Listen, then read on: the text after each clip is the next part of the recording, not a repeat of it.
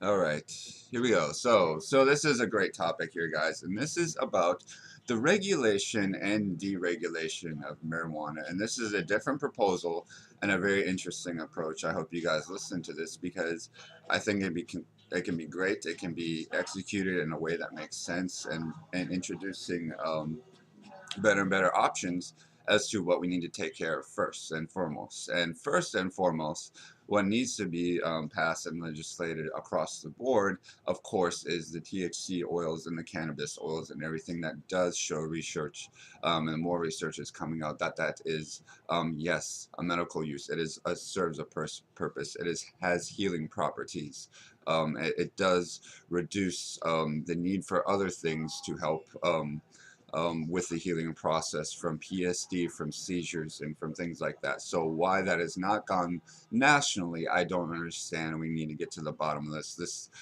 So that's, but what you're going to see is what I'm proposing too kind of goes hand in hand with this. So that's the first legislation, the very, very, very first legislation that goes into the healthcare system is the across the board legalization of cannabis oils and THC oils for the seizures and for the need that is working with the research that is actually being helpful. There's no reason whatsoever not for that to be legislated across the nation, and for whatever reason that is probably a false and inaccurate reason or fake reason for this not to move forward.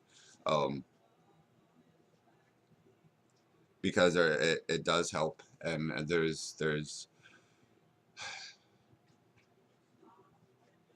um, this is a beautiful world, guys, with great people, and people we are fed up, and this goes, the minuscule and the bureaucracy behind these kind of laws and actions is absolutely atrocious.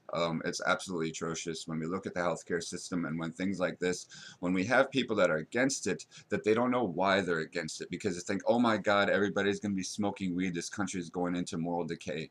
That's their reason for going against stuff like this, supposedly, guys. But we got to look more at the issues, and when it comes down to the just cause and everything for this, because now we got to go into the next part of this video, which is the PSD, and a lot of the veterans who have fought for this country. They go over to the country, they sacrifice their lives, they come back, and they see this country in the situation they're in, and they feel like they didn't quite, they might have been put into position where they were, and I'm just generalizing here, but this is the case. You come back after sacrificing your life, having gone through so much, and then being pushed out of the Navy, being pushed out of the government, being pushed out of the healthcare benefits, knowing that your wellness and mental state of mind is starting to lose grip of what we're fighting for in the first place, and that weighs heavily on veterans out there.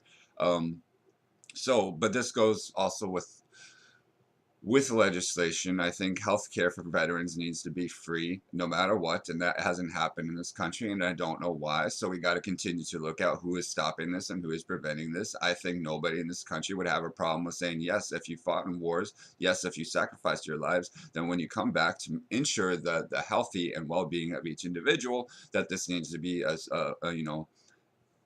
introduced to have free healthcare for veterans that have fought at, and at different levels to the more, having it on a stepping scale or what have you, the more benefits or the more input, even in society, that we have sacrificed for people, the more we should have benefits for free healthcare and things like that.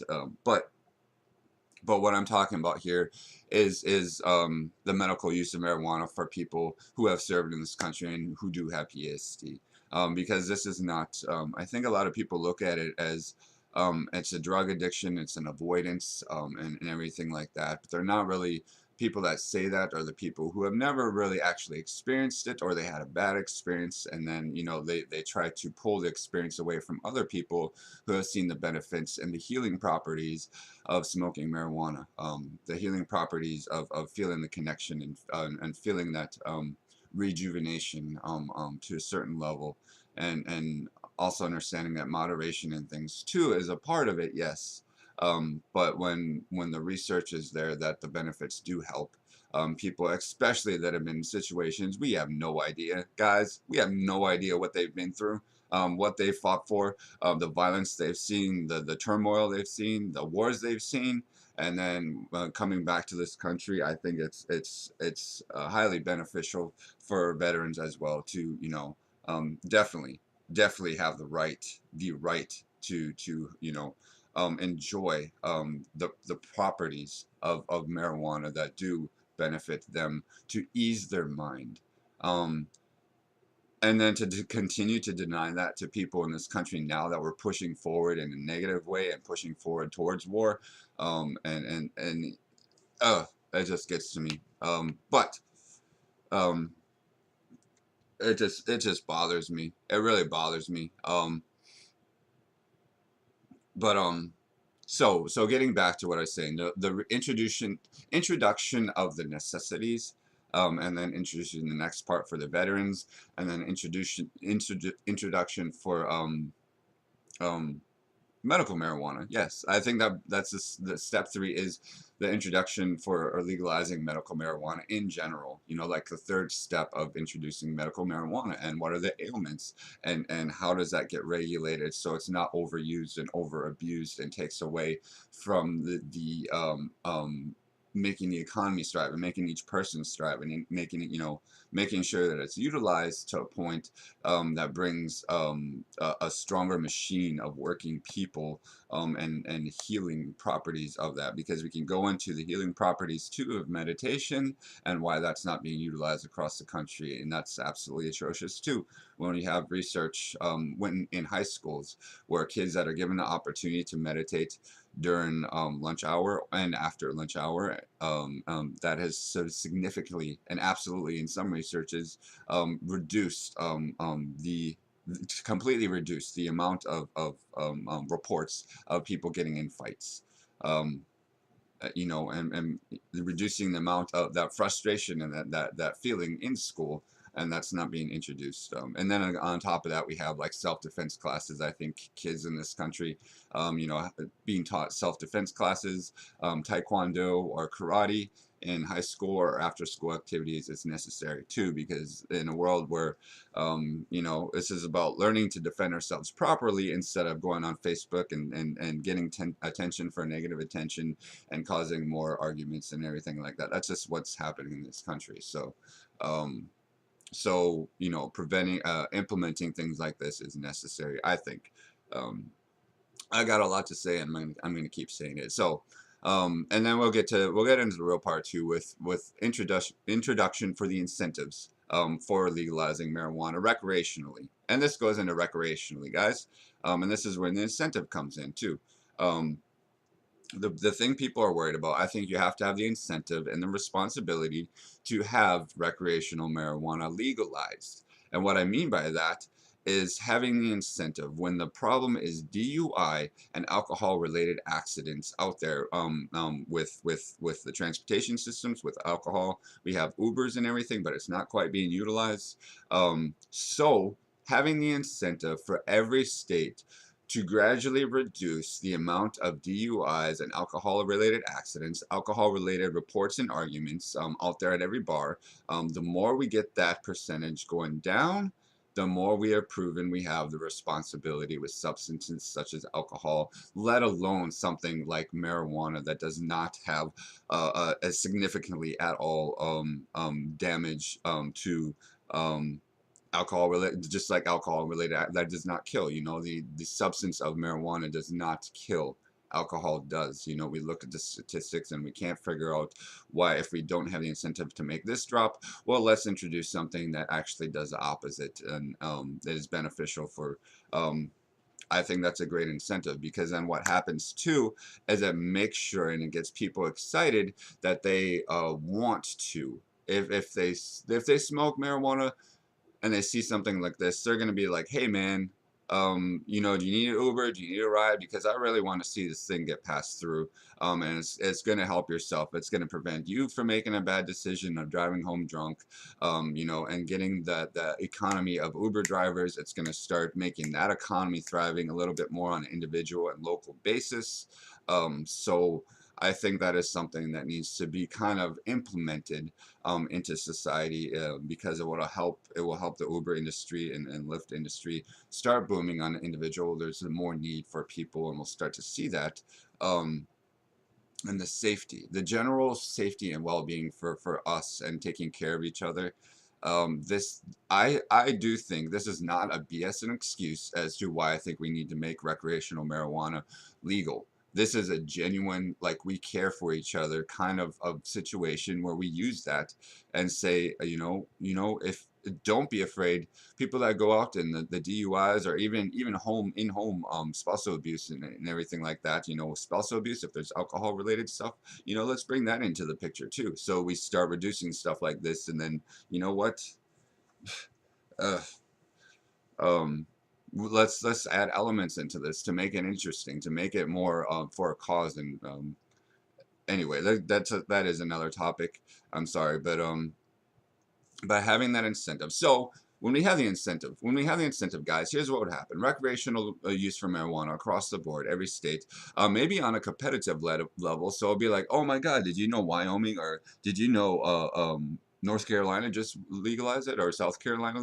No way. How did they do it? Oh man, we got to get really busy. Like, we got to, how did they do it? Well, they just kind of proved that they had the responsibility with one thing, so they were rewarded with this incentive system that is introduction of legalized marijuana, and then there's different steps too. Once you get to that point, there's more steps to how that's implemented, because you have we start looking, me as a bystander of the entertainment industry and waiting for something like this to happen, because I know, for me, I would love to produce hookah lounges, even lounges, martini bars, lounges like that, where there's sections, and people go there to meet and to mingle and to enjoy the niceties of having those intuition conversations that is about sparking life and vitality and imagination and creativity in this world.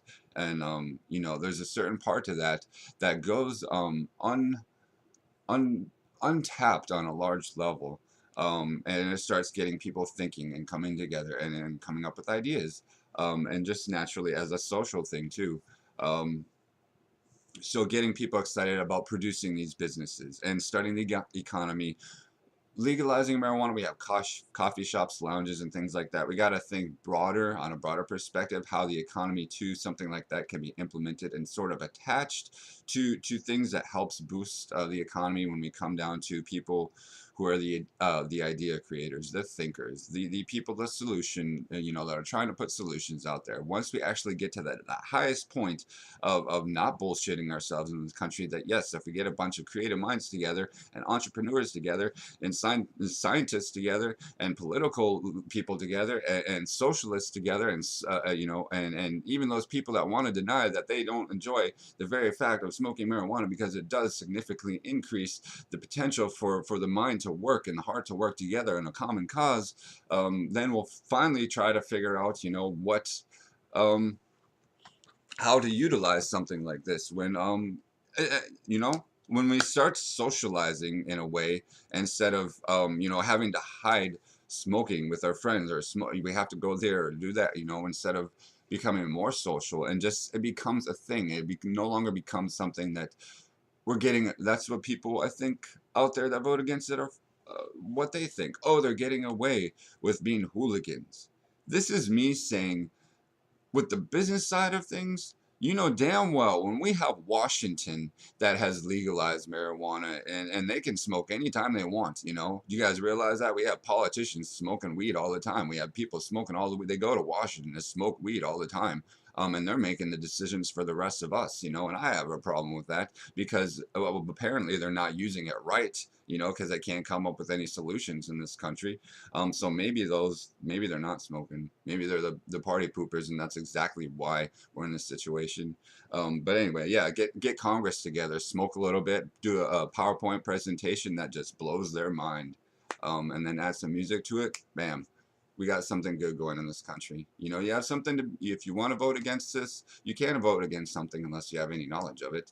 And people, that are paranoid or schizophrenic or freak out when they smoke, they most likely they do that because they have a guilty conscience. So when you have, you know, legislation or Congress, put up to that challenge, I doubt they could even suffice getting through that challenge of knowing why they're going against something beautiful, something that is going to empower people, I think, in a great way. Um, but we just got to have open-minded people out there that are not afraid, of getting more people that are not afraid. I don't know what people are afraid of. I don't know what people that are afraid of against that, um, but again, what I'm saying was I missed a lot here. I think with that introduction, because you have the different platforms. I really do believe that that's the way it goes, and proving you have the responsibility with one thing, and then being rewarded with having and testing the responsibilities with a new thing. So all those arguments against that other thing have not even been put to the test yet. We see that the economy is thriving, that the taxation is thriving, that people are making money in this country off of legalizing marijuana, and it also helps produce to a bigger sense.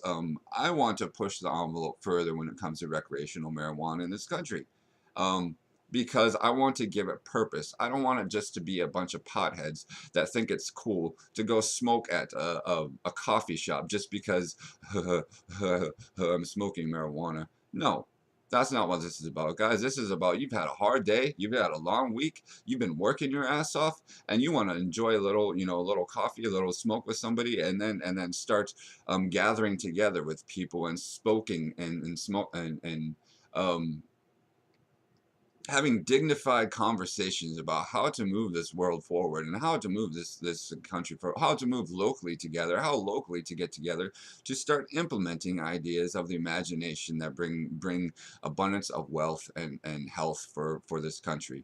Because when we get into smoking marijuana too, and the meditation practices of yoga and Reiki and things like that, and kind of combining, I know there's contradiction there maybe coming from the spiritual community too, but me as a person, I know the benefits of a visual atmosphere, atmosphere that when you go there, and you have the atmosphere, the lighting, the sensations, the smells, the practice of visualizing is extremely important, and smoking marijuana helps to do that. So when we talk about the health benefits of marijuana as well, I think there's so much potential there and so much tap potential there. I even have stories of my own as to why I think that having done that since I was younger has actually produced um, something intriguing about my life that has yet to come to surface, which you have people that have been can testify. You have people that can testify. It does bring something interesting to this world when it comes to the healing properties of what we can do and the potential for us. Um,